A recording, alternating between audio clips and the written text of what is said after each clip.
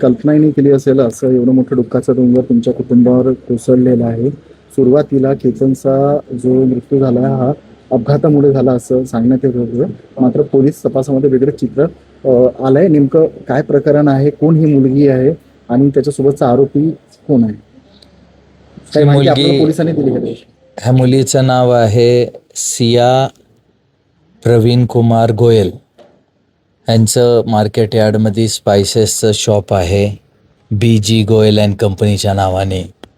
ह्या मुलीसोबत माझ्या मुलाचा साखरपुडा फेब्रुवारीमध्ये झाला होता. त्यानंतर हे 18 तारखेला 19 तारखेला सियाचा वाढदिवस होता म्हणून त्यांनी हट्ट करून, खूप त्याच्यासोबत जिद्द करून त्याला 18 तारखेला आपण बर्थडे म्हणून त्याला तिकडं लोहगड किल्ल्यावर घेऊन घेऊन गेल्यानंतर तिथं वरी गेले. ते वरी गेल्या घरनं माझ्याकडनं इथनं 8:20 तो निघाला होता.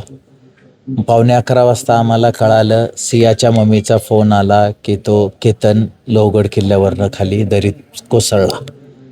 आम्ही इथनं ताबडतोब तिथं पोचलो. तिथं गेल्यावर ग्रामस्थान पोलिसांनी सगळी इन्व्हेस्टिगेशन, त्याला त्याची बॉडी होडकून ठेवली होती, आणून आम्हाला दाखवली, तर तो गेला होता. त्यानंतर ते बघून अपघात, आम्हाला सुद्धा वाटलं नाही की ते अपघात आहे या घात आहे. आम्हाला पण अपघातच समजत होतो आम्ही. पर जेव्हा त्याची बॉडी घेऊन पोलीस आले त्यावेळेस सियाचा कसलाही रिॲक्शन नव्हता. जसं एखाद्या मुलीचा अगर खरा नवरा वारतो तर त्याला काही दुःख होतो, त्या दुःखासारखं त्याचं काही नव्हतं. पहिली गोष्ट तिथं थोडी खटकली, परत आम्हाला हॉस्पिटलला जायचं होतं म्हणून आम्ही लक्षात नाही दिलं. पर त्यानंतर आम्हाला ग्रामीण पोलीस व तिथले SP श्री संदीप सिंगजी गिलजी यांनी खूप हेल्प केली, खूप मदत केली.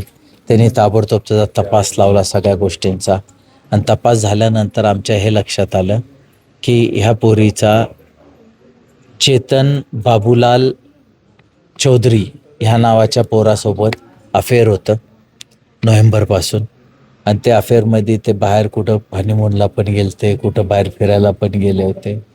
आणि तो पोरगा त्यांच्यासोबत 20-30 फुटं मागं पुढं चालत होता लोहगड किल्ल्यावरती.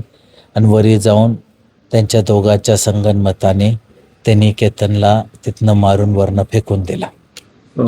यापूर्वी पण तिने अशा प्रकारचा प्रयास केतनच्या बाबतीत केलं होतं का, की तो केतनला त्याच्यावर काही डाऊट वगैरे आला होता का, त्याचा पासपोर्ट वगैरे डिस्ट्रॉय केला होता का तिने?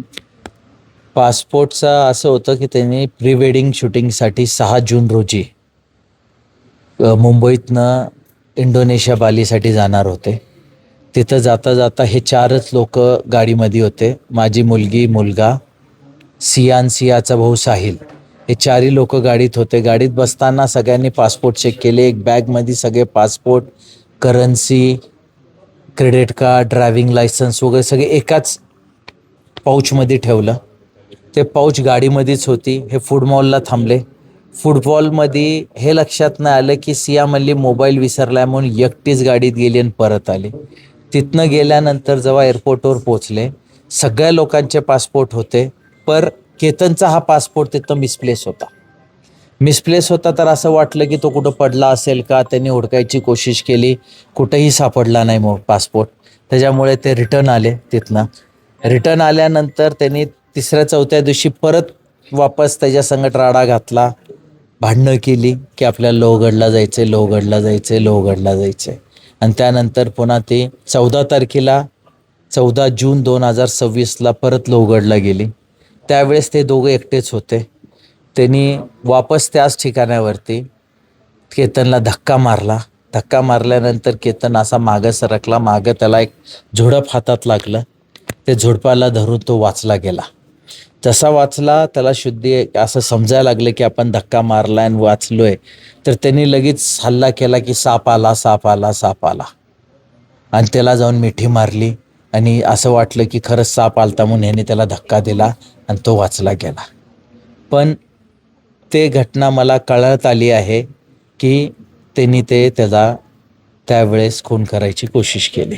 एकूणच म्हणजे हा जो दोघांचा जो लग्न होणार होता, घरच्यांच्या संमतीनं होणार होता, प्रेमविवाह होता का?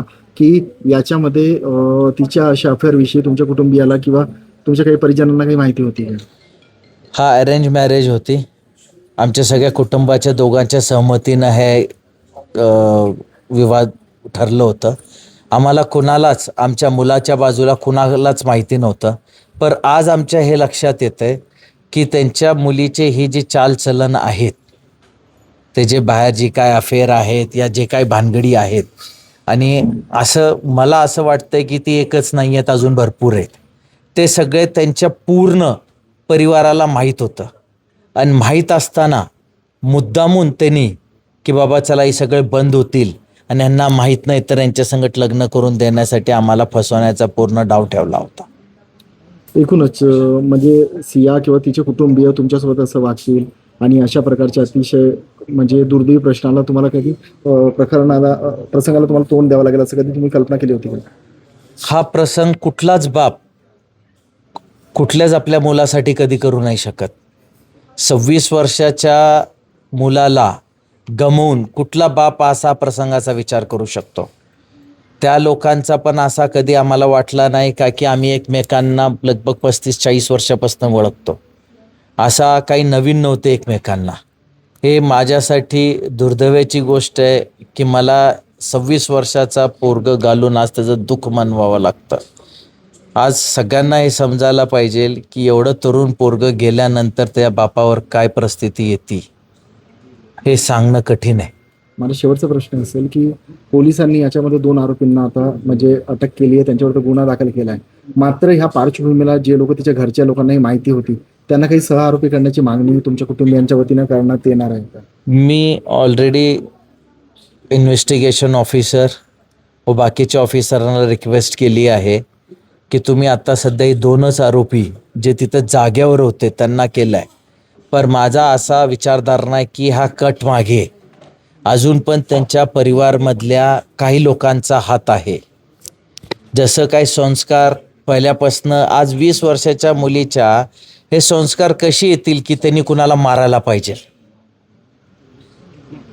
हे संस्कार येऊच नाही शकत. म्हणजे हे त्याला त्याच्या आई वडिलांनी, त्याच्या भावाने या त्यांच्या आत्यानी त्यांना कुणी त्याला शिकवलं असेल या ते ह्या सगळ्या कटांमध्ये सहभागी असू शकतात.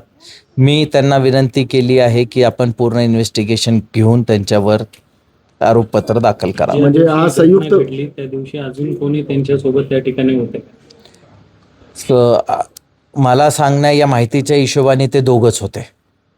माझा मुलगा केतन आणि ते दोघं. आणि तो चौधरी नावाचा जो मुलगा तो तेच माझा मुलगा केतन, चेतन चौधरी आणि सिया गोयल.